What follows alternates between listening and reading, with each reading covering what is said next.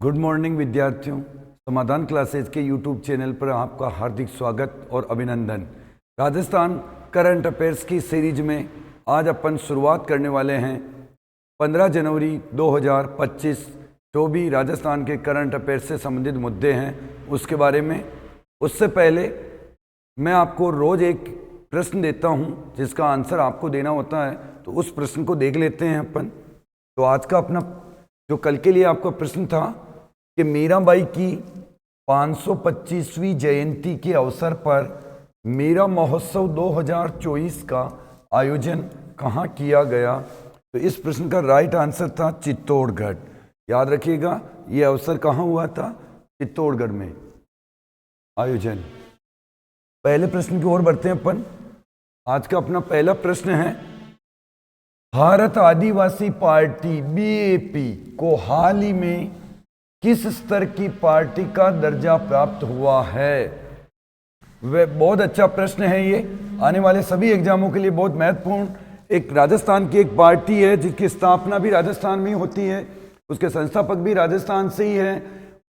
तो उस पार्टी को भी हाल ही में किस स्तर की पार्टी का दर्जा दिया है? ए ऑप्शन है राष्ट्रीय पार्टी का, बी ऑप्शन है राज्य पार्टी का, सी ऑप्शन है अंतर्राष्ट्रीय पार्टी का, डी ऑप्शन है इनमें से कोई नहीं। तो इस बीएपी पार्टी भारतीय आदिवासी पार्टी को राज्य पार्टी का दर्जा दिया है। राइट आंसर होगा बी। बहुत महत्वपूर्ण, बहुत इंपॉर्टेंट प्रश्न। आइए इसके बारे में और महत्वपूर्ण तथ्यों में देखते हैं अपन। इस पार्टी को कोई भी चुनाव चिन्ह टॉपिक रहता है एग्जामों में, first grade, second grade, REET, पात्रता, जो भी एग्जाम होते हैं, तो इनके चुनाव चिन्ह क्या थे, वर्तमान में अध्यक्ष कौन हैं, इस पार्टी की स्थापना कब हुई थी, वर्तमान में कितने सांसद हैं, कितने विधायक हैं। क्योंकि राष्ट्रीय चुनाव आयोग किसी भी पार्टी को राष्ट्रीय पार्टी का दर्जा या राज्य पार्टी का दर्जा देता है तो उसके कुछ मापदंड रहते हैं कि भाई इतने विधायक होने चाहिए, इतने % वोट मिलने चाहिए आपको विधानसभा में, लोकसभा में। तो राज्य के लिए जो मापदंड है इस पार्टी ने उनको तय कर लिए हैं। तो आइए देखते हैं। इस पार्टी के युवा सांसद संस्थापक हैं जिनका नाम है राजकुमार रोत। राजकुमार रोत युवा सांसद जो इसके संस्थापक हैं। वर्तमान में राष्ट्रीय अध्यक्ष है मोहनलाल रोत। याद रखिएगा इन सभी बातों को, सभी पॉइंट्स बहुत महत्वपूर्ण अपने लिए। किसी भी पॉइंट से किसी भी एग्जाम में प्रश्न बन सकता है। गठन कब हुआ इस पार्टी का? गठन हुआ इस पार्टी का 10 सितंबर 2023। मुख्यालय डूंगरपुर में है, राजस्थान में है, भारत में है। एक सांसद है वर्तमान में राजकुमार रोत, जो कि काफी चर्चा में रहते हैं। डूंगरपुर बांसवाड़ा से सांसद है, लोकसभा सीट से।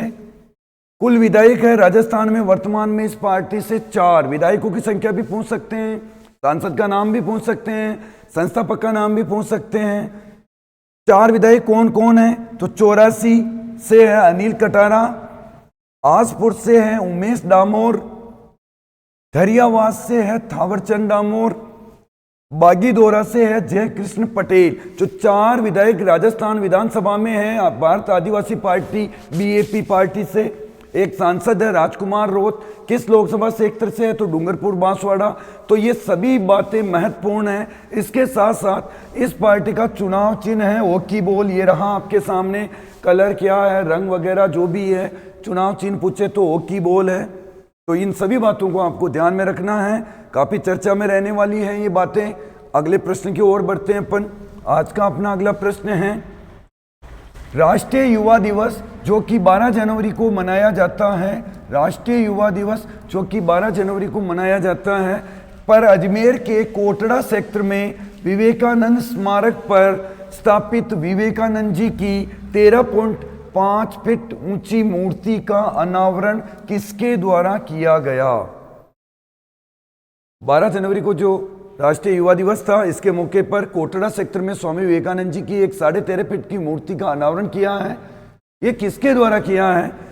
तो ए ऑप्शन है भजनलाल शर्मा जी के द्वारा, बी है वासुदेव देवनानी द्वारा, सी है प्रेमचंद बेरवा द्वारा, डी है जोगाराम पटेल द्वारा।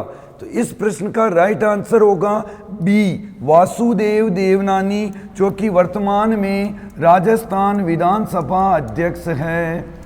वर्तमान में राजस्थान विधानसभा अध्यक्ष हैं वासुदेव देवनानी, जिनके द्वारा इस मूर्ति का अनावरण किया है। बाकी भजन लाल शर्मा अपने मुख्यमंत्री जी हैं, प्रेमचंद बेरवा डिप्टी सीएम, जोगाराम पटेल पशुपालन मंत्री हैं। तो इन सभी बातों को आप याद रखिएगा। अगले प्रश्न की ओर बढ़ते हैं अपन। आज का अपना अगला प्रश्न है, 12 जनवरी को जयपुर में आयोजित राज्य स्तरीय युवा महोत्सव, राष्ट्रीय युवा महोत्सव की तर्ज पर राज्य स्तरीय युवा महोत्सव जिसका आयोजन जयपुर में हुआ, इस आयोजन में प्रदान किए गए यूथ आइकॉन अवार्ड में कितने रुपए की राशि प्रदान की गई? इस प्रश्न के बारे में मैंने पहले आपको डिटेल बताई थी। ये कुल 11 खिलाड़ियों को प्रदान की गई।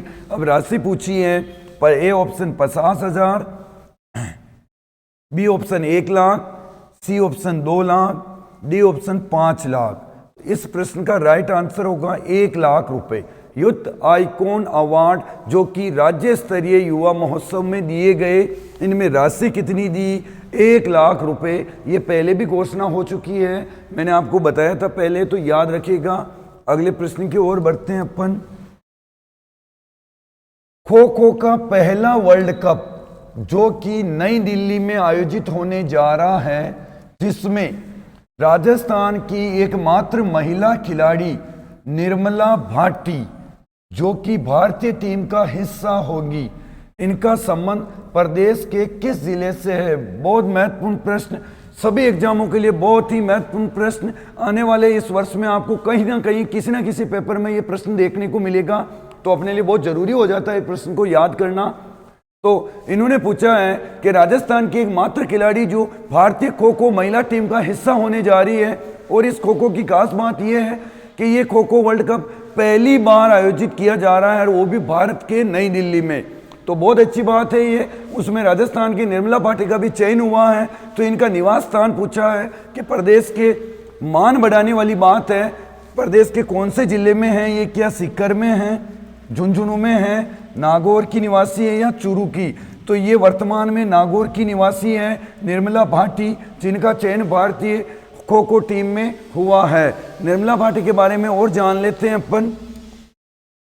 ये रहा आपके सामने सब कुछ डिटेल में। पहली बार हो रहे खो खो वर्ल्ड कप में भारतीय टीम में राजस्थान की एकमात्र महिला खिलाड़ी नागौर की निर्मला बनेगी। भारत की वजीर नाम दिया है उस वहाँ खेल में इनको। लड़की है, चोट लग जाएगी, एक उम्र के बाद खेल नहीं पाएगी, ऐसे ऐसे कमेंट करने वाले लोग आज स्टेटस लगाकर इनको बधाई दे रहे हैं। कितनी गौरवान्वित करने की बात है। इंडियन टीम के में इनका चयन हुआ है, और ये पहला मैच इनका साउथ कोरिया टीम के साथ होगा। और डीडवाना कुचामन के परवड़ी गांव की 25 वर्षीय बालिका निर्मला भाटी, जिनका इस खेल के लिए चयन हुआ है। तो बहुत अच्छा बात है, बहुत अच्छा प्रश्न बनेगा यहाँ से, याद रखिएगा। अगले प्रश्न की ओर बढ़ते हैं अपन। आज का अपना अगला प्रश्न है, 26 जनवरी 2025 को राष्ट्रपति भवन में आयोजित 76वें गणतंत्र दिवस के अवसर पर एट होम कार्यक्रम में आमंत्रित नमो ड्रोन दीदी ऋतु मीणा का संबंध किस जिले से है? ऋतु मीणा का संबंध किस जिले से है? ए ऑप्शन है सवाई माधोपुर से, बी ऑप्शन है बारां से, सी ऑप्शन है प्रतापगढ़ से, डी ऑप्शन है बांसवाड़ा से। तो नमो ड्रोन दीदी ऋतु मीणा का संबंध है 12 जिले से। राजस्थान में इनका संबंध है 12 जिले से। आइए देखते हैं इनके बारे में और भी डिटेल। 12 के मांगरोल तहसील की मुंडला गांव की निवासी, जो कि काफी चर्चा में है, किस नाम से? नमो ड्रोन दीदी के नाम से, जिनका नाम है नमो ड्रोन दीदी ऋतु मीणा, जिनको 26 जनवरी 2025 को राष्ट्रपति भवन में आयोजित 76वें गणतंत्र दिवस के अवसर पर एट होम कार्यक्रम में आमंत्रित किया है। प्रदेश की एकमात्र नमो ड्रोन दीदी है जिनका इसमें चयन हुआ है। तो ये भी एक बहुत अधिक महत्वपूर्ण प्रश्न बन सकता है अपने लिए। और ऐसे भी पूछ सकते हैं कि हाल ही में चर्चित नमो ड्रोन दीदी जिनका नाम बताइए ऋतु मीणा, किस जिले से संबंधित? 12 से। तो याद रखनी है सभी बातें आपको। अगला प्रश्न है अपना प्रश्न संख्या 6। प्रदेश के पशुपालन मंत्री जोराराम कुमावत द्वारा पशु कल्याण पखवाड़ा घोषित करने की घोषणा की है।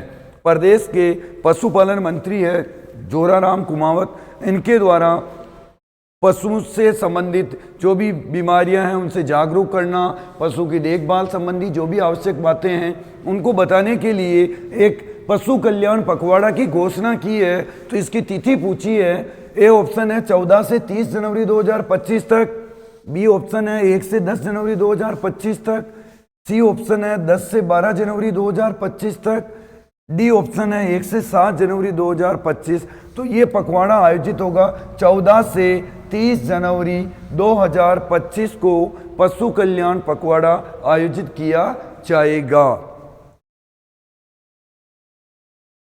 ये रहा आपके लिए प्रश्न। अधिक से अधिक कमेंट बॉक्स में आंसर दीजिएगा। किस वर्ष को संयुक्त राष्ट्र संघ ने अंतर्राष्ट्रीय ऊंट वर्ष घोषित किया है?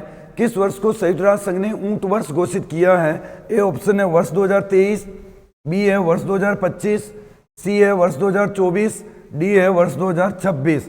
तो इसका जो भी आंसर है आप अपना कमेंट बॉक्स में दीजिएगा। अधिक से अधिक क्लासों को शेयर कीजिएगा। और आज के लिए इतना ही, धन्यवाद।